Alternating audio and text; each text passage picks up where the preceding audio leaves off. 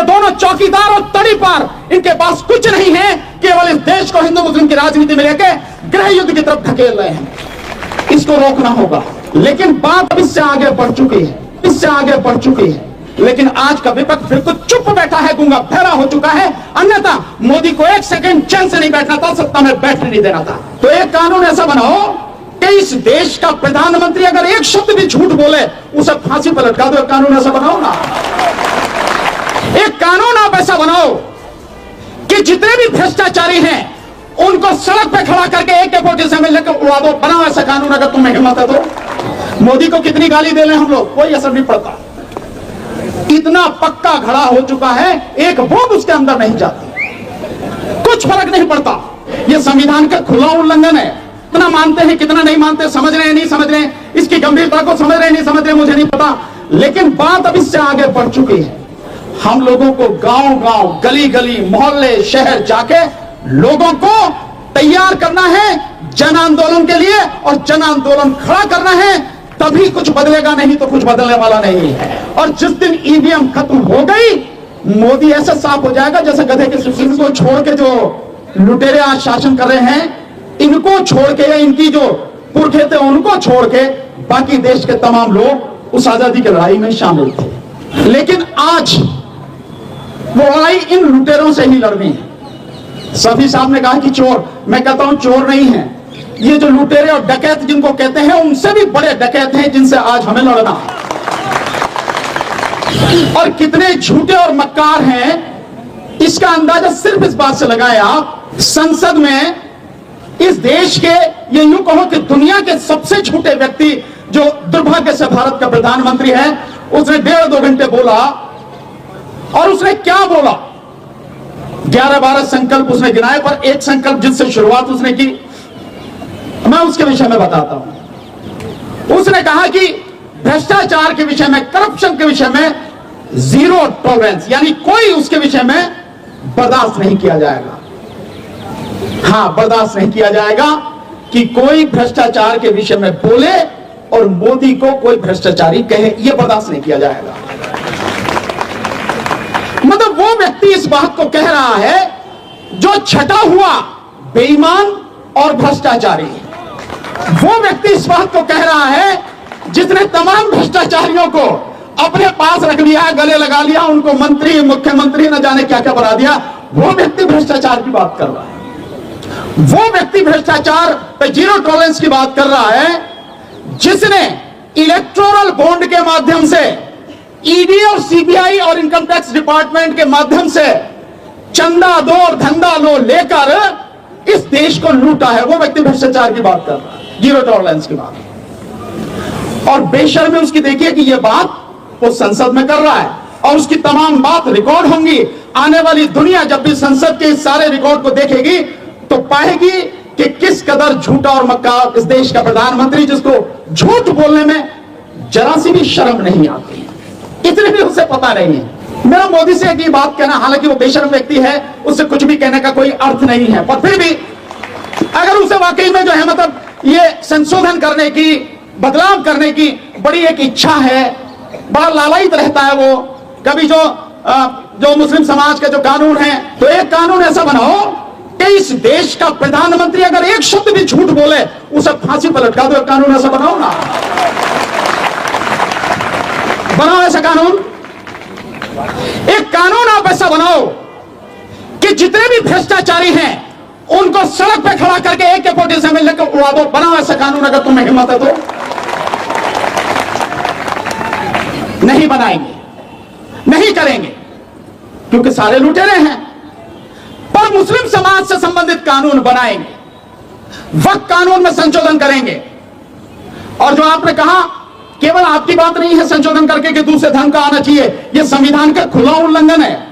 जब संविधान कहता है कि हर धार्मिक समुदाय को, हर धर्म के लोगों को अपने धर्म को मानने, उसका प्रचार प्रसार करने का पूरा अधिकार है, उसको धार्मिक स्वतंत्रता है, यह मूल अधिकार है, तो आप कौन होते हैं कि वक्त कानून में संशोधन करके ये लाके कि इसमें दूसरे धर्म के भी लोग शामिल हों?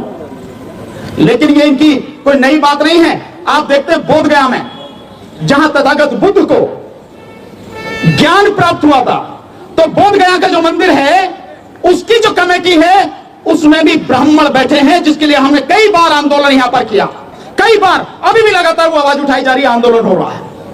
तो ये दूसरे की जो संपत्ति है, दूसरे के जो अधिकार हैं, उन पर कब्जा करना चाहते हैं, ये इनके खून में शामिल है। ये है सबसे बड़ी दिक्कत, लेकिन हम इसको होने नहीं देंगे साथी। और मैं आपसे ये निवेदन कर रहा हूं कि देखिए, हम ये जो आवाज उठाते रहते हैं, आज हम आए और कानून को लेकर आवाज उठा रहे हैं, इससे कुछ होने वाला नहीं है, बात इससे आगे बढ़ चुकी है। आप इसको कितना मानते हैं, कितना नहीं मानते, समझ रहे हैं नहीं समझ रहे हैं, इसकी गंभीरता को समझ रहे हैं नहीं समझ रहे हैं, मुझे नहीं पता, लेकिन बात अब इससे आगे बढ़ चुकी है। और मेरा आपसे कहना है कि इस चीज को बंद करिए, यहां आंदोलन इस तरह से करने बंद कीजिए, या विरोध प्रदर्शन करना बंद कीजिए, इससे कुछ हासिल नहीं होगा। क्यों? ये नंबर 1 के निकम्मे हैं, इनकी कानों पर आपकी आवाज का कोई असर नहीं होता, कुछ नहीं होगा। इस सबसे होगा कैसे? हम लोगों को गांव गांव, गली गली, मोहल्ले, शहर जाके लोगों को तैयार करना है जन आंदोलन के लिए, और जन आंदोलन खड़ा करना है, तभी कुछ बदलेगा, नहीं तो कुछ बदलने वाला नहीं है।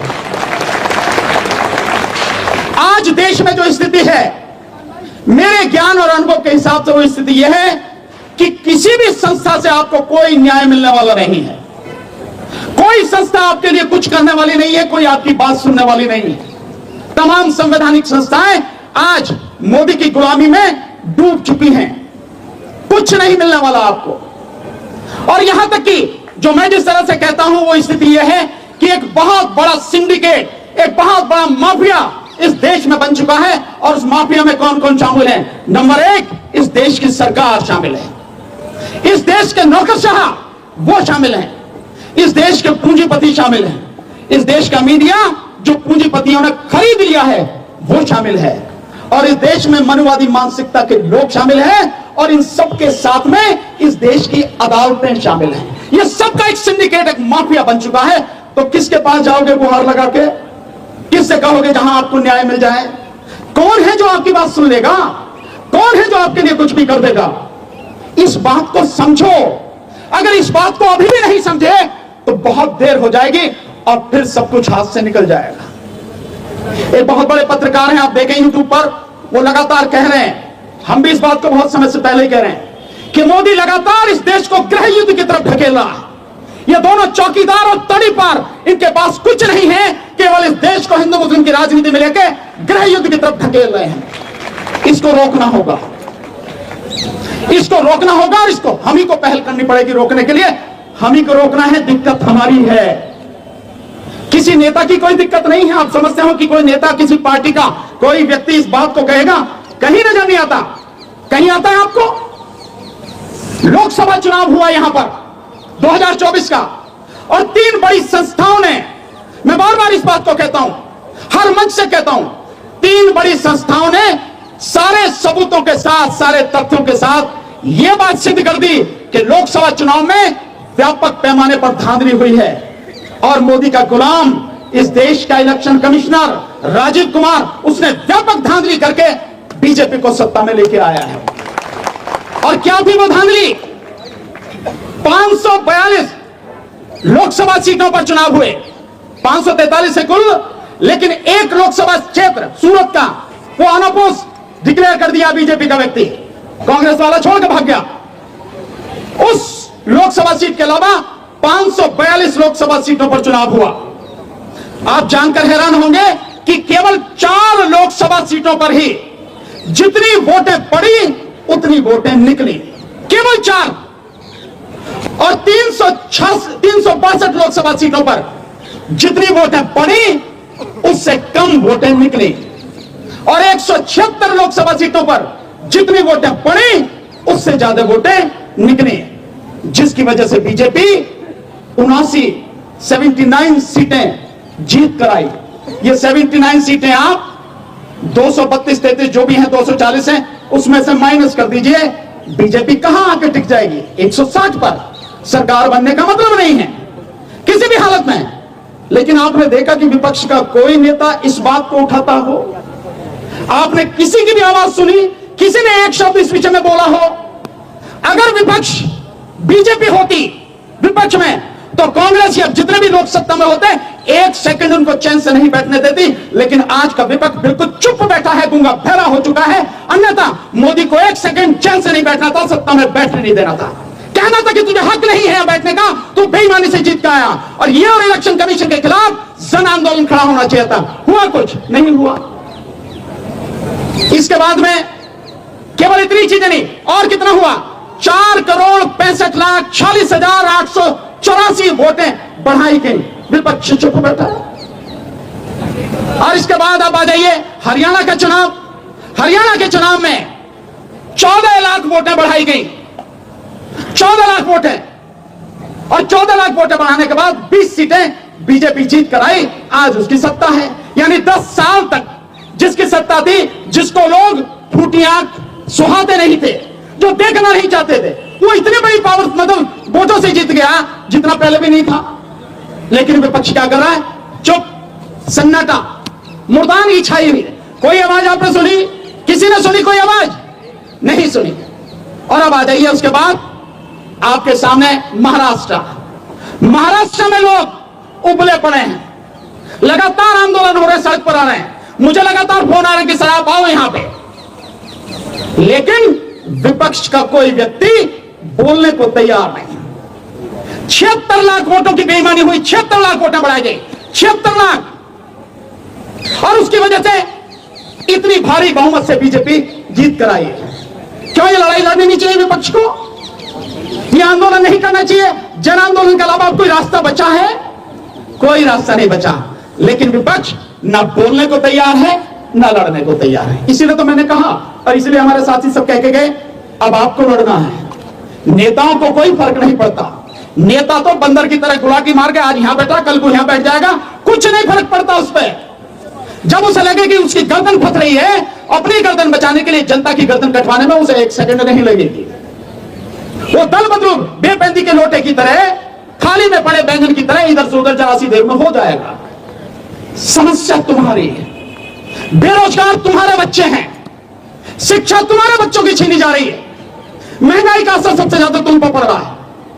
जितनी भी मेडिकल फैसिलिटी है अगर वो नहीं मिल रही तो आपको नहीं मिल रही, इसलिए दिक्कत आपकी है। इसलिए मैं साथियों कहता हूं, अब आपको ही लड़ना होगा, किसी के भरोसे मत रहो। इसलिए गांव गांव, शहर शहर, मोहल्ले जाके लोगों को तैयार करो, जन आंदोलन के लिए तैयार करो।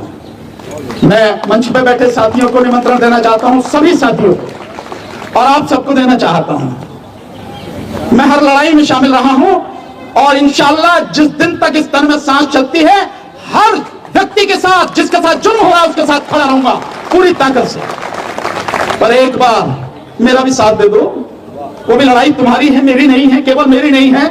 लड़ाई में साथ दो। ईवीएम के विरुद्ध दिल्ली में 15 दिन की पैदल यात्रा, पहला फेज पूरे देश में होगा, लेकिन पहला फेज दिल्ली में शुरू कर रहे हैं।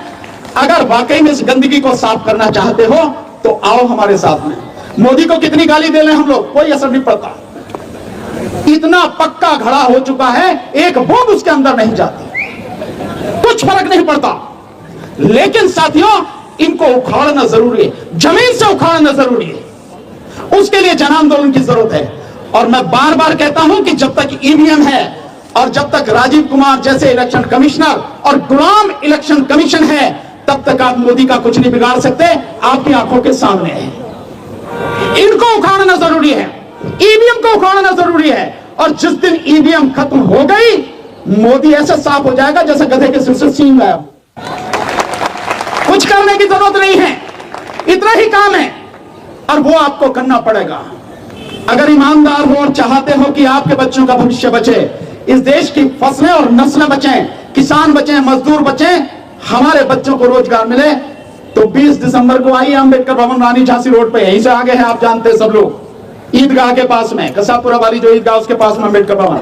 10 बजे आइए, वहां से शुरू करेंगे और आजादी की लड़ाई वहां से शुरू करेंगे और बिगुल बजाएंगे। और तब तक नहीं रुकेंगे जब तक इस गंदगी को पूरी तरह से साफ नहीं कर देंगे। साथियों, मेरा इतना ही आपसे कहना है। साथियों, मेरी बात पर ध्यान दीजिए।